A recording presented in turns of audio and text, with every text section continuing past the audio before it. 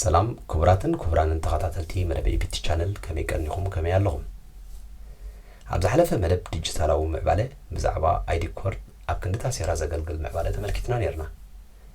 እንሆሎም ኸ ኣዝዩ ኣገዳሲ ብፍላይ ኣብ ሸወደን ንትቕመጡ ኾነ ዝኾነ መቕረብ ኣብ ሸወደን ዘለኩም ዜጋታት ብዛዕባ ዲጂታላዊ ኣገልግሎት ሒዝና መፂና ኣለና ሞ ብፃና ጽንሑ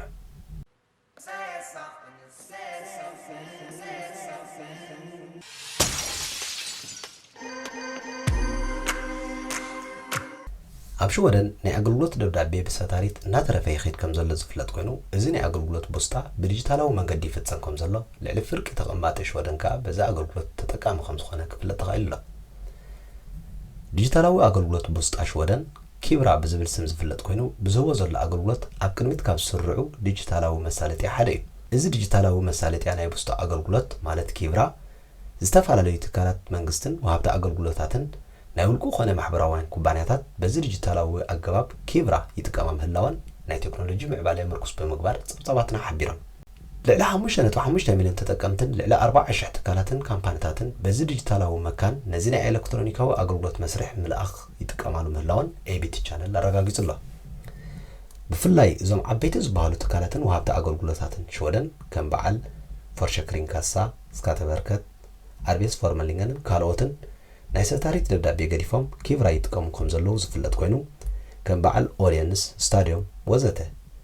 ናይ ሸመትካዮ ንብረት ቅብሊት በዛ ኣገባብ ናብ ዓማዊልን ዝሰዳ ገለ ኣብነታት እየን ኣብ ዝሓፀረ ግዜ ኸ እቶም ዝተረፉ ትካላት በዚ ኣገልግሎት ንምጥቃም ብዝለዓለ ቁፅሪ ክስዕቡ ምዃኖም ዝኸዶ ዘሎ ናህርን ተጠቃምነትን ጽፉፍ ኣገልግሎት ናይ ኪብራን ዘረጋግጹ ሓቂ እዩ ዲጂታላዊ ደብዳቤ ማለት ኪብራ ካብ 2011 ጀሚሩ ኣብ ግብሪ ዝወዓለ ኮይኑ ኣብዚ ግዜ እዚ ብፍላይ ድሕሪ ኮቪድ-19 ብተዓጻጻፊ ዕቤት ብምግባር ሽማግለታትን ናይ ቴክኖሎጂ እኹል ሓበሬታ ዘይረኽቡን ሰባትን ገዲፍካ ኩሉ ነባሪ ሸወደን ዳርጋ ተጠቃሚ ናይዚ ኣገልግሎት እዩ ኪብራ ካብ ዝህቦም ኣገልግሎት እቶም ዓበይቲ 5 ጥቕምታት ምስ ንዕዘብ ሓደ ዲጂታላዊ ደብዳቤ እዚ ማለት ካብ ዝተፈላለዩ ካምፓኒታት ወሃብቲ ኣገልግሎታት መንግስታውያን ኮነ ዘይመንግስታውያን ትካላት ካብ ናብን ሓድሕዶም ኮነ ናብ ውልቀ ሰባት ዝሰድድሉ ማዕከን በዚ ዲጂታላዊ ኣገልግሎት ከም ዝቃለል ኮይኑ ክልተ ዲጂታላዊ ቅብሊት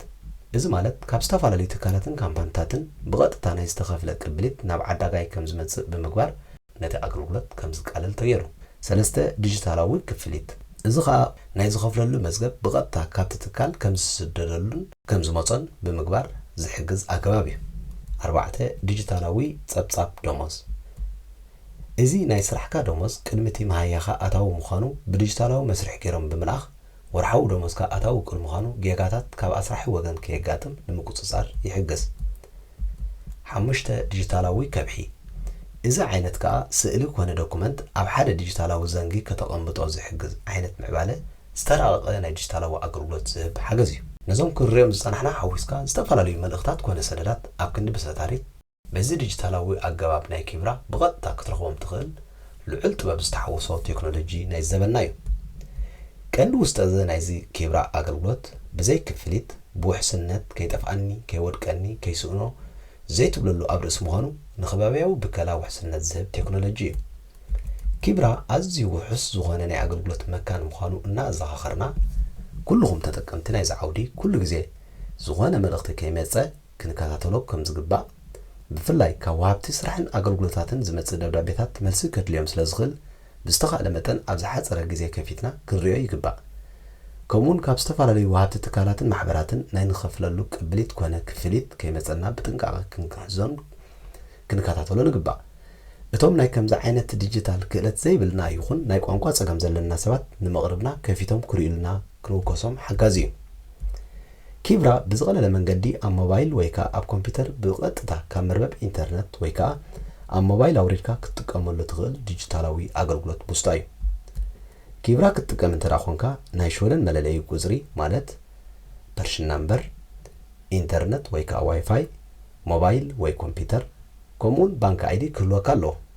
እዚ ምስ ዝህልወካ እቲ ኣገልግሎት ብነፃ ትጥቀመሉ መስርሕ እዩ ካብዞም ዝተጠቕሱ ሓደ ወይ ካብ ሓደ ንላዕሊ ምስ ዝጎድለካ ክትጥቀም ኣይትኽእልን ዝኸበርኩም ተኸታተልቲ መደብ ኤቢቲ ቻነል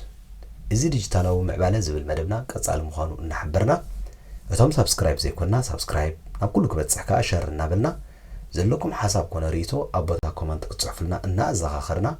أبزمت ديجيتالاو معبالة عالم نحبرت سبنا كتركم يخير يزبلنا حيزنا قصاب نقرب سلام ببزلنا سلام كنا